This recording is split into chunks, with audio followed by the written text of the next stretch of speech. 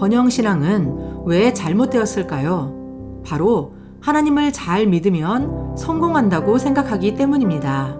교회에서 헌금과 구제, 봉사를 많이 하면 부자가 되고 축복받는다고 배웠는데 아직도 가난한 걸 보면 하나님께 더 많이 드리지 못했기 때문일까요? 번영복음의 주장은 물질의 축복은 성경에 나와 있으며 하나님이 우리에게 물질과 부의 복을 주기 원하시고 또한 하나님을 제대로 믿는다면 하나님이 주시는 축복을 누려야 한다는 바로 이것입니다.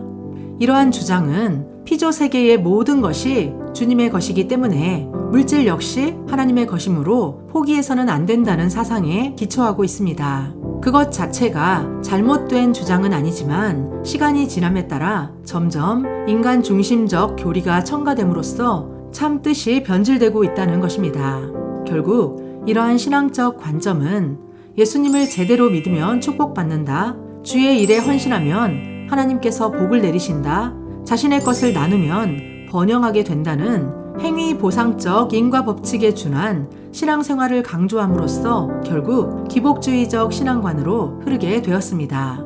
안타깝게도 그 결과 성도들은 헌금을 하나님의 더 큰 축복을 받기 위한 수단으로 이해하게 되었습니다. 그러나 실제로 그렇게 했지만 약속대로 이루어지지 않는 현실에 믿음 자체가 흔들리는 성도들도 있습니다. 번영 복음이 문제가 되는 것은 여전히 말씀을 율법의 행위적 관점으로 보는 것과 이 땅에서 축복받는 것으로 변질되었다는 것입니다. 또한 그것을 누리지 못하는 것은 믿음이 부족한 것으로 보는 점입니다. 최선을 다해 하나님을 섬겼지만 지금도 여전히 재정적으로 묶여 있습니까? 그렇다면 우리에게 필요한 것은 단지 믿음으로 축복해 주시기 위해 기도만 하거나 열심히 교회 활동만 할 것이 아니라 사회에서 생산, 수단, 섬김의 과정에 열심히 참여하고 그 과정을 통해서 하나님을 나타내는 삶을 살아야 한다는 것입니다.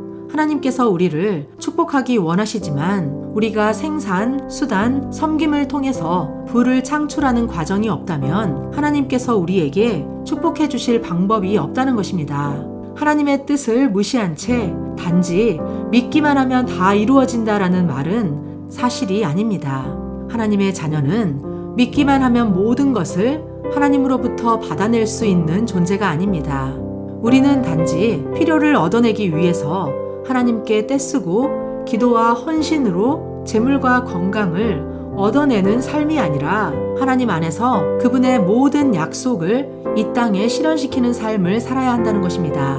하나님은 우리를 사랑하시고 우리를 돕길 원하시지만 하나님이 우리의 문제를 해결하기 위해서 존재하시는 분은 아닙니다. 그분은 그분의 뜻을 이루시기 위해 우리를 창조하시고 지금도 그 뜻에 동참하고자 하는 자를 찾고 계십니다.